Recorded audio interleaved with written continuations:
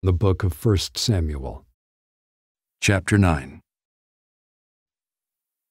There was a man of Benjamin whose name was Kish, the son of Aviel, son of Zeror, son of Bechorath, son of Aphiah, a Benjaminite, a man of wealth.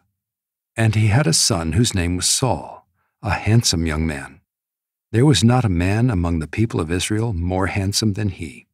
From his shoulders upward, he was taller than any of the people. Now the donkeys of Kish, Saul's father, were lost. So Kish said to Saul his son, "Take one of the young men with you, and arise, go and look for the donkeys."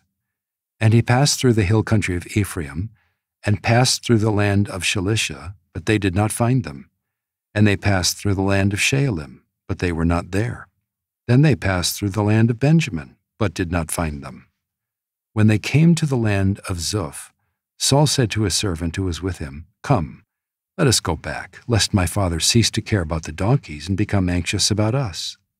But he said to him, "Behold, there is a man of God in this city, and he is a man who is held in honor. All that he says comes true. So now let us go there. Perhaps he can tell us the way we should go." Then Saul said to his servant, "But if we go, what can we bring the man? For the bread in our sacks is gone, and there is no present to bring to the man of God. What do we have?" The servant answered Saul again, "Here, I have with me 1/4 of a shekel of silver, and I will give it to the man of God to tell us our way." Formerly in Israel, when a man went to inquire of God, he said, "Come, let us go to the seer," for today's prophet was formerly called a seer. And Saul said to his servant, "Well said, come, let us go." So they went to the city where the man of God was. As they went up the hill to the city, they met young women coming out to draw water and said to them, "Is the seer here?" They answered, "He is. Behold, he is just ahead of you. Hurry, he has come just now to the city, because the people have a sacrifice today on the high place. As soon as you enter the city, you will find him before he goes up to the high place to eat. For the people will not eat till he comes, since he must bless the sacrifice.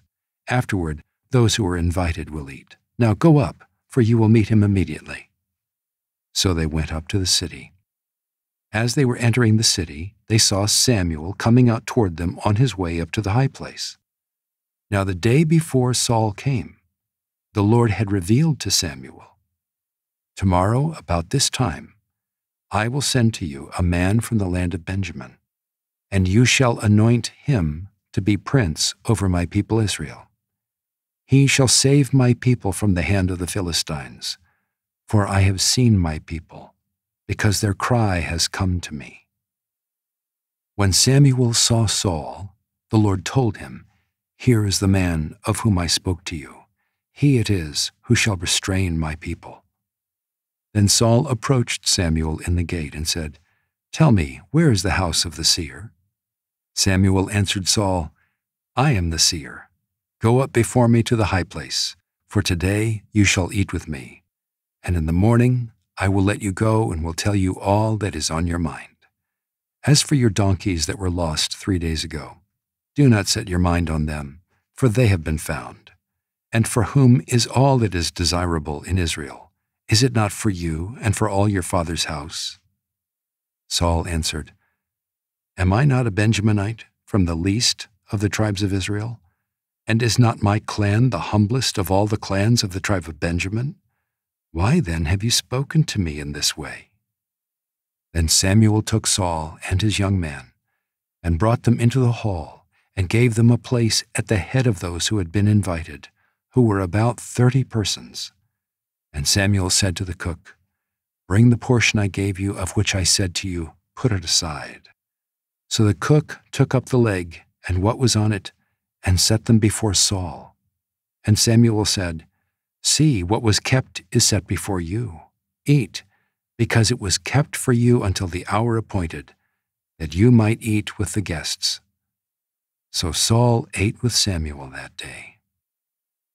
And when they came down from the high place into the city, a bed was spread for Saul on the roof, and he lay down to sleep. Then at the break of dawn, Samuel called to Saul on the roof, "Up, that I may send you on your way." So Saul arose And both he and Samuel went out into the street.